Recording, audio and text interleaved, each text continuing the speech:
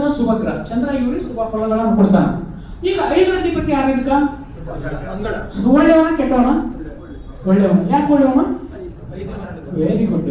ಈಗ 9ರ ಅಧಿಪತಿ ಯಾರು? ಗುರು. ಅದು ಶುಭನ ಕೆಟ್ಟವನ? ಈಗ ಇನ್ನೊಂದು ಸಮಸ್ಯೆ ಬರ್ತದೆ ನಿಮ್ಗ. 6ರ ಅಧಿಪತಿ ಆಗ್ತಾನಪ್ಪ ಗುರು 9ರ ಜೊತೆಗೆ. Very good. ನೋಡಿ, ಯಾವಾಗಲೂ ಅಲ್ಲಿ 9ನೇ ಸ್ಥಾನ ತುಂಬಾ ಶಕ್ತಿ ಇರೋದ್ರಿಂದ ಇಲ್ಲಿ 6ನೇ ಸ್ಥಾನ ತಗೋಬಾರ್ದು ನಾವು ಅಂತ ನಿಯಮ. ಜಾತಕನಿಗೆ ಅತ್ಯಂತ ಶುಭ ಫಲವನ್ನು ಕೊಡ್ತಾರೆ. ಕರೆಕ್ಟಾ? ಇದು ಯೋಗಕಾರಕ ಯಾರು ಈ ಜಾತಕ? ಯೋಗಕಾರಕರು ಯಾರು? ಕುಜ. ಕರೆಕ್ಟ್. ಯಾಕೆ ಅಂತಂದ್ರ ಆತ ಕೇಂದ್ರಕ್ಕೂ ಅಧಿಪತಿ, ತ್ರಿಕೋನಕ್ಕೂ ಅಧಿಪತಿ ಎಟ್ ದ ಸೇಮ್ ಟೈಮ್. ಯಾಕೆಂದ್ರೆ ನೋಡಿದ್ಯಾ, 1, 2, 3, 4, 5ನೇ ಸ್ಥಾನಕ್ಕೆ ಅಧಿಪತಿ. ಈಗ ಹೋಗಿ 6, 7, 8, 9, 10ನೇ ಸ್ಥಾನಕ್ಕೂ ಅಧಿಪತಿ. 10ನೇ ಸ್ಥಾನ ಅಂತ ಕೇಂದ್ರ ತಾನೇ. ಅಥವಾ ನೀವು ಸಿಂಪಲ್ ನೆನ್ಪಿಟ್ಕೊಳಕ್ಕೆ ಒಂದು ಸೂತ್ರ ಇರ್ತದೆ. ಕೇಂದ್ರ ಸ್ಥಾನಗಳಿಗೆ ವಿಷ್ಣು ಸ್ಥಾನ ಅಂತಾರ, ತ್ರಿಕೋನ ಸ್ಥಾನಗಳಿಗೆ ಲಕ್ಷ್ಮೀ ಸ್ಥಾನ ಅಂತಾರ. ಲಕ್ಷ್ಮೀ ಮತ್ತು ವಿಷ್ಣುವಿನ ಮಿಲನದಿಂದ ಮಹಾನ್ ವ್ಯಕ್ತಿನ ಉದ್ಭವ ಆಗ್ತಾನೆ. ಹಂಗೆ ತಿಳ್ಕೊಳ್ಳಿ. ಅದಕ್ಕೆ ಯೋಗಕಾರಕ. Very simple. ನೋಡಿ, ಎರಡೇ ಈ ರಾಶಿಗಳು ಇವ್ರು ತಿಳ್ಕೊಬೇಕು. ನೀವು ಇದನ್ನ ಕ್ಯಾಚ್ ಮಾಡೋಕೆ ನಿಮ್ಗೆ ಜ್ಯೋತಿಷ ಬೇಕಂದ್ರ ನೀವು ಅದ್ರಾಗ ಆಳವಾಗಿ ಅಧ್ಯಯನ ಮಾಡ್ಬೇಕಂತಂದ್ರ ಇವನ್ನೆಲ್ಲ ಪಾಯಿಂಟ್ ಔಟ್ ಮಾಡಿಟ್ಕೊಳ್ಳಿ. ಆಯ್ತಾ? ಈಗ ಅಶುಭ ಗ್ರಹಗಳು ಯಾವುವು? ಇದಕ್ಕೆ ಶುಭ ಗ್ರಹಗಳು ಹೇಳ್ಬಿಟ್ರಿ. ಈಗ ಅಶುಭ ಗ್ರಹಗಳು ಯಾವುವು? ಈಗ 2ರ ಅಧಿಪತಿ ಆನಂದ ರವಿನ ಅಶುಭ ಗ್ರಹ. ಯಾಕೆ ಅಂದ್ರೆ 2ರ ಸ್ಥಾನ ಏನ್ರಿ ಮಾರಕ ಸ್ಥಾನ ಖಾಲಿ. ಆಯ್ತಾ? ರವಿ ಅಶುಭ ಗ್ರಹ. ಇಲ್ಲಿ ಆಕ್ಚುಲಿ 2 ಮತ್ತು 7ರ ಅಧಿಪತಿ ಆದಂತ ಗ್ರಹಗಳು ಮಾರಕ ಸ್ಥಾನಗಳು ತಾನೆ. ಈಗ 3 ಮತ್ತು 12ನೇ ಸ್ಥಾನದ ಅಧಿಪತಿ ಆದಂತ ಬುಧನು ಅಶುಭ. ಸರಿ ಅಲ್ರಿ?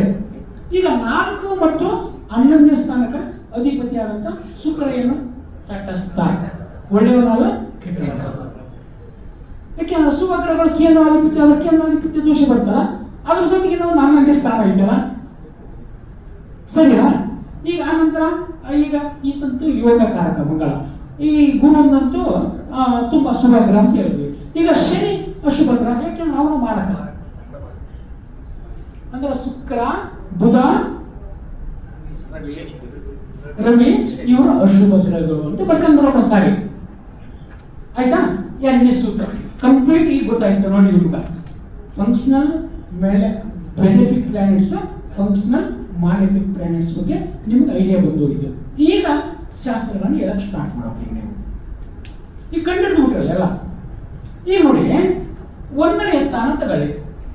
1ನೇ ಸ್ಥಾನ ಈ ಹುಟ್ಟಿದ್ದು ಅಭಿಜಿತ್ ಲಗ್ನ. ಹೇಗೆ ಹೇಳಿ? ಅಭಿಜಿತ್ ಲಗ್ನದಲ್ಲಿ ಶ್ರೀರಾಮಚಂದ್ರ ಹುಟ್ಟಿದಾನ. ಈ ಕುಂಟಿ ನೋಡಿದ ತಕ್ಷಣ ಅಭಿಜಿತ್ ಅಂತ ಹೆಂಗ್ ಕಂಡು ಹಿಡಿಯೋಕ ಸೂತ್ರ. Very good.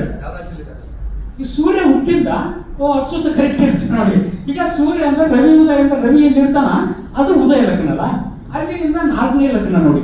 ಹೆಚ್ಚು ಕಡಿಮೆ 4ನೇ ಲಗ್ನ ಯಾವ್ದು ಬರುತ್ತಾ ಅಂತಂದ್ರ 8th ಮುಹೂರ್ತ of the day is called as Abhijit.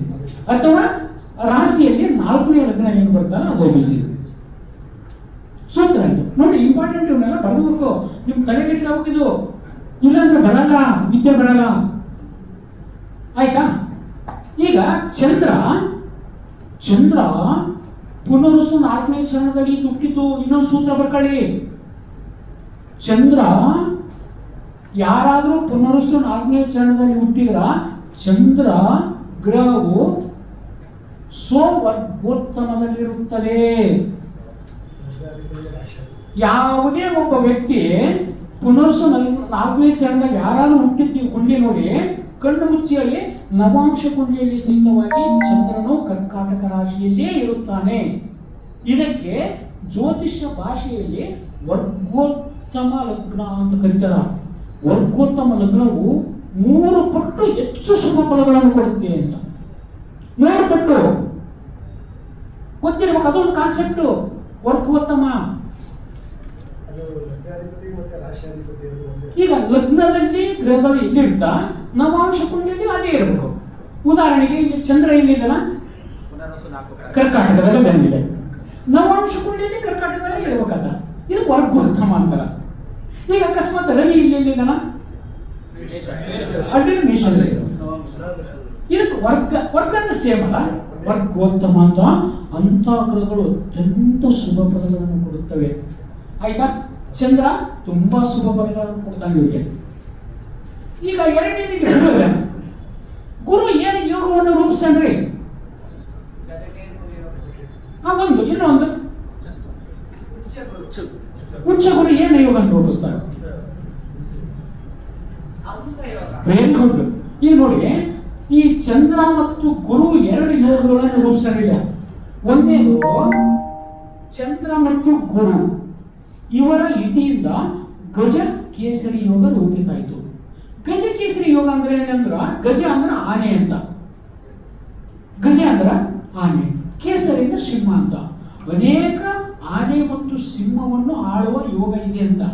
ಮತ್ತೆ ಈಗ ಬಹುಶಃ ನೀವು ನೋಡಿದ್ರ ಇಲ್ರಿ ಏನಾಗುತ್ತ ಅಂದ್ರೆ, ಈಗ ಆನೆನ ಯಾರ ತೆಗೆದು ಬಂದ್ಬಿಟ್ರ ಫಾರೆಸ್ಟ್ ದಲ್ಲಿ ಅರೆಸ್ಟ್ ಮಾಡಿಬಿಡ್ತಾರ ಅಂತ ತಿಳ್ಕೊಂಡು ಟ್ರೆಡಿಷನಲ್ ಟೆಕ್ನಾಲಜಿ ಕಾಲಕ್ಕೆ ಬದಲಾವಣೆ ಇರ್ತಲ್ಲ, ದೊಡ್ಡ ವಾಹನವನ್ನು ಕೊಡ್ತೀರಿ ಅಂತ ಹೇಳ್ಬೇಕು. Yes, very good. ಆಯ್ತಾ? ಈಗ ಇಲ್ಲೇನಾಯ್ತು? ಚಂದ್ರ ಮತ್ತು ಗುರುವಿನಿಂದ ಗಜಕೇಸರಿ ಯೋಗ ರೂಪಿತವಾಯಿತು. ಆತ ರಾಜ ಹೋದಲ್ಲ ಶ್ರೀರಾಮಚಂದ್ರ, ಕರೆಕ್ಟಾ? ಮತ್ತೆ ಅನೇಕ ಜಾತಕರ ನಿಮ್ಮ ಹತ್ರ ಬರ್ತಾರ, ನನ್ನ ಹತ್ರ ಬರ್ತಾರ, ಗುರುಗಳೇ ಯಾರೋ ಒಬ್ಬ ಜ್ಯೋತಿಷಿ ಹೋಗೋನು ಗಜಕೇಸರಿ ಯೋಗ ನಿನ್ನ ಜಾತಕ ಅಂತ ಹೇಳಿದ, ನಾನು ಏನೇನು ಆ ಯೋಗದ ಫಲಗಳು ಬಂತೇನೆ ಅಂತ ಹೇಳ್ತಾರ. ಯಾಕೆ ಅಂದ್ರ ಆ ಲಗ್ನಕ್ಕೆ ಅವರು ಶುಭಾಧಿಪತಿಗಳು ಅಶುಭಾಧಿಪತಿಗಳು ಅಂತ ಕಂಡುಹಿಡಬೇಕು. ಈಗ ಈ ಲಗ್ನಕ್ಕ ಚಂದ್ರ ಶುಭಾಧಿಪತಿಯ ಅಶುಭಾಧಿಪತಿಯ? ಗುರು ಮತ್ತೆ ಶುಭಾಧಿಪತಿ ಪ್ಲಸ್ ಶುಭಾಧಿಪತಿ ಇರೋದ್ರಿಂದ ಆ ಯೋಗದ ಫಲಗಳು ಆಕ್ಟಿವೇಶನ್ ಆಗ್ತವೆ. ಇಲ್ಲಾಂದ್ರೆ ಹೆಸರಿಗೆ ಅಷ್ಟೇ ಯೋಗ, ಹೌದಾನೆ? ಈಗ ಹೆಸರು ಚಕ್ರವರ್ತಿ ಅಂತ ಇರ್ತಾ, ಅವ ಭಿಕ್ಷೆ ಪಡ್ತಿರ್ತಾನ, ಹಂಗಾಗಿದ್ದ ನೋಡಿ. ಇದೊಂದು ಪಾಯಿಂಟ್ ನೀವು ನೋಟ್ ಡೌನ್ ಮಾಡಿ ಕೇಳಿ. ಈಗ ಅವ್ರು ಹೇಳಿದ್ರು ಮೇಡಮ್ ಹಂಸ ಯೋಗ ಅಂದ್ರೆ ಏನಂತಂದ್ರೆ, ನೋಡಿ ಯೋಗ ಹೇಳ್ತೀನಿ, ಜ್ಯೋತಿಷ್ಯ ಶಾಸ್ತ್ರದಲ್ಲಿ ಯೋಗಗಳಿಗೆ ತನ್ನದೇ ಆದಂತಹ ಬಹುದೊಡ್ಡ ಮಹತ್ವ ಐತೆ. ಹೇಗೆ ಮಹತ್ವ ಐತೆ ಅಂದ್ರೆ ಒಂದು ಎಕ್ಸಾಂಪಲ್ ಕೊಡ್ತೀನಿ ನಿಮ್ಗ. ಗಾಯತ್ರಿ ಮಂತ್ರದ ಸಾರ ಸರ್ವಸ್ವವೇ ವೇದಗಳು ಅಂತ. ಈ ಗಾಯತ್ರಿ ಮಂತ್ರದ ಅರ್ಥ ಗೊತ್ತಾಯ್ತಾ ನಿಮ್ಗೆ? ಇಡೀ ವೇದಗಳ ಸಾರ ಸರ್ವಸ್ವವೇ ಗಾಯತ್ರಿ ಮಂತ್ರ ಅಂತ. ಭಗವದ್ಗೀತೆ ಉಪನಿಷತ್ತುಗಳ ಸಾರ ಸರ್ವಸ್ವವೇ ಭಗವದ್ಗೀತೆ. ಹಿಂದೂ ಧರ್ಮದ ಸ್ಮೃತಿ ಗ್ರಂಥ ತಾನೇ. ಉಪನಿಷತ್ತು ಏನ್ ಸಾಹಿತ್ಯ ಬಂದೈತೆ ಅದೇ ಆಗೈತೆ, ಹೌದಾ? ಈ ಜ್ಯೋತಿಷ್ಯದ ಸಾರ ಸರ್ವಸ್ವ ಏನಂದ್ರ ಯೋಗಗಳೇ ಜ್ಯೋತಿಷ್ಯ ಶಾಸ್ತ್ರದ ಸಾರ ಸರ್ವಸ್ವವು. ಯೋಗ ನಿಮಗೆ ಗೊತ್ತಿಲ್ಲ ಅಂತಂದ್ರ ಜ್ಯೋತಿಷ್ಯ ಬರಲ್ಲ ಅಂತ ಅರ್ಥ. ಕರೆಕ್ಟ್ ಅಲ್ರಿ? ಈಗ ಸಿಂಪಲ್ ಆಗಿ ಹೇಳ್ತೀನಿ, ಬರ್ಕೊಂಡ್ಬಿಡಿ. ಪಂಚ ಮಹಾಪುರುಷ ಯೋಗಗಳು ಅಂತ. ಪಂಚ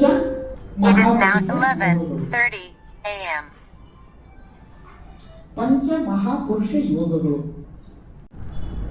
ಕುಜಾದಿ ಪಂಚಗ್ರಹಗಳು, ಕುಜಾದಿ ಪಂಚಗ್ರಹಗಳು ಸ್ವಕ್ಷೇತ್ರವಾದ ಕೇಂದ್ರದಲ್ಲೂ ಸ್ವಕ್ಷೇತ್ರ. ನೋಡಿ ಸಿಂಪಲ್ ಆಗಿ ಹೇಳ್ತೀನಿ ನಿಮ್ಗ, ಹಂಸ ಪಕ್ಷಿ ಕೊಡ್ತಾ ನಿಮ್ಗ.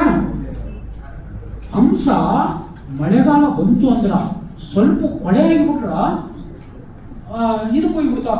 ಯಾವ್ದ್ರಿ? ಹಿಮಾಲಯ, ಯಾವ್ದದು ಪರ್ವತ, ಮಾನಸ ಸರೋವರ. ಯಾಕೆ ತುಂಬಾ ಶುಚಿತ್ವ ಇರುತ್ತೆ ನೋಡಿ ಮಳೆಗಾಲ ಬಂದ್ರ. ಹಾಗಾಗಿ ಅಷ್ಟು ಪ್ಯೂರ್ ಹಂಸ ಯೋಗದ ಜಾತಕರು ಇರ್ತಾರೆ ಅಂತ. ಶ್ರೀರಾಮಚಂದ್ರ ಅತ್ಯಂತ ಪವಿತ್ರ ತಾನೆ, ಎಂಥ ಪವಿತ್ರ ಅವನು ಶ್ರೀರಾಮಚಂದ್ರ. ನಾವು ಪ್ರೀತಿಯಿಂದ ಅವನಂತೀವಿ ಮತ್ತೆ ಮಹಾವ್ಯಕ್ತಿ ಅಂತ ಪ್ರೀತಿಗೆ ಹೇಳ್ತಿರ್ತಾನೆ. ಅಂತ ಪವಿತ್ರವಾದಂತ ವ್ಯಕ್ತಿ ಅಂತಾನೆ. ನೋಡಿ Jupiter is the indicator of the wisdom. Wisdom ಇತ್ತ ಇಲ್ಲ ಶ್ರೀರಾಮಚಂದ್ರಿಗೆ. Jupiter is god blessing. God blessing ಇಲ್ಲ ಅದರ ಎಲ್ಲ ಋಷಿಮುನಿಗಳು ಆಶೀರ್ವಾದ ಮಾಡ್ತಿದ್ರು. ಸಾಕ್ಷಾತ್ ವಿಶ್ವಾಮಿತ್ರ ಮಹಾಮಣಿಗಳೇ ಆಶೀರ್ವಾದ ಮಾಡ್ತಿದ್ರು. ಸಾಕ್ಷಾತ್ ವಸಿಷ್ಠ ಮಾಮುನಿಗಳೇ ಅವರ ಕುಲಗುರುಗಳು. ಇತ್ತ ಇಲ್ವಾ? ಗಾಢಭೂಸನ ಮುಖ್ಯ ಅಲ್ಲ, ಹರ ಮುನಿದರು ಗುರು ಕಾಯುವನು. ಹೌದಿಲ್ರಿ? ಇತ್ತ ಈ ಯೋಗದ ಫಲಗಳು ಆತನ ಬರ್ತಾ ಕರೆಕ್ಟ್. ಇನ್ನೊಂದು ಪಾಯಿಂಟ್ ಬರ್ಕಾದ್ರೆ, ಚರಲಗ್ನದ ಜಾತಕರಿಗೆ ಮೇನ್ ಇಂಪಾರ್ಟೆಂಟ್ ಪಾಯಿಂಟ್ ಇದು. ಚರಲಗ್ನದ ಜಾತಕರಿಗೆ 11ರ ಅಧಿಪತಿ ಪಾದಕಾಧಿಪತಿ. ಚರಲಗ್ನದಲ್ಲಿ ಜನಿಸಿದವರಿಗೆ 11ರ ಅಧಿಪತಿ ಪಾದಕಾಧಿಪತಿ. ಚರಲಗ್ನದಲ್ಲಿ ಜನನವಾದವರಿಗೆ 11ರ ಅಧಿಪತಿ ಪಾದಕಾಧಿಪತಿ. ಸ್ಥಿರ ಲಗ್ನದಲ್ಲಿ ಹುಟ್ಟಿದವರಿಗೆ 9ರ ಅಧಿಪತಿ ಪಾದಕಾಧಿಪತಿ. ಸ್ಥಿರ ಲಗ್ನದಲ್ಲಿ ಜನನವಾದವರಿಗೆ 9ರ ಅಧಿಪತಿ ಪಾದಕಾಧಿಪತಿ. ದುಸ್ವಭಾವ ಲಗ್ನದಲ್ಲಿ ಹುಟ್ಟಿದವರಿಗೆ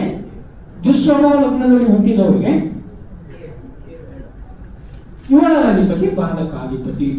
ತುಂಬಾ ಇಂಪಾರ್ಟೆಂಟ್ ವರ್ಕರ್. ದುಸ್ವಭಾವ ಲಗ್ನದಲ್ಲಿ ಹುಟ್ಟಿದವರಿಗೆ 7ರ ಅಧಿಪತಿ ಪಾದಕಾಧಿಪತಿ. ಅದನ್ನು ನೀವು ಪ್ರಿಡಿಕ್ಷನ್ ಮಾಡಲು ಮೈಂಡ್ನಾಗ ಇಟ್ಕೋಬೇಕು. ಈಗ ಯಾಕೆ ಹೇಳಿದೆ? ನಾನು ಏನು ಹೇಳಿದ್ದೀನಿ? ಸೂತ್ರಗಳನ್ನು ಹೇಳಿ ವಿಶ್ಲೇಷಣೆ ಮಾಡ್ತೇನೆ ಅಂತ ಹೇಳಿದ್ದೀನಿ ತಾನೆ. ಹಂಗೆ ಮಾಡಬಹುದಾಗಿತ್ತು, ನಾನು ಮಾಡಿದ್ನ. ಪಾದಕಾಧಿಪತಿ. ಶ್ರೀರಾಮ ಚಂದ್ರನ ಜಾತಕದಲ್ಲಿ ಪಾದಕಾಧಿಪತಿ ಯಾರು ಹುಡುಕ್ರಿ? ಸೂತ್ರ ಹೇಳಿ. ಕರೆಕ್ಟ್. ಮತ್ತೆ 11ರ ಅಧಿಪತಿ ಯಾರಂತ? ಮತ್ತೆ ಏನ್ರಿ ಅರುಣ್ ಕುಮಾರ್ ಶಾಸ್ತ್ರಿಗಳೇ? ಶುಕ್ರ. ಈಗ ಶುಕ್ರ ಅಂದ್ರೆ ಏನು? ಲಕ್ಸುರಿಯಸ್ ಲೈಫ್, ವೈವಾಹಿಕ ಜೀವನ ಚೆನ್ನಾಗಿರ್ಬೇಕಂದ್ರೆ ಏನ್ ಹೋಗ್ಬೇಕು? ವೈವಾಹಿಕ ಜೀವನದಲ್ಲಿ ಅವರಿಗೆ ತೊಂದರೆ ಆಯ್ತಾ? ಆಯ್ತು. ಯಾಕೆ ಆಯ್ತು? ಶುಕ್ರ ಯುವಕಾರಕರಾದ ಶುಕ್ರ ಏನು ಅವ್ರ ಜಾತಕ? ಪಾದಕಾಧಿಪತಿ. ಇದು ಸರಿ ನೋಡ್ಕೊಳ್ಳಿ, ಇದು ಶಾಸ್ತ್ರ ಇದು.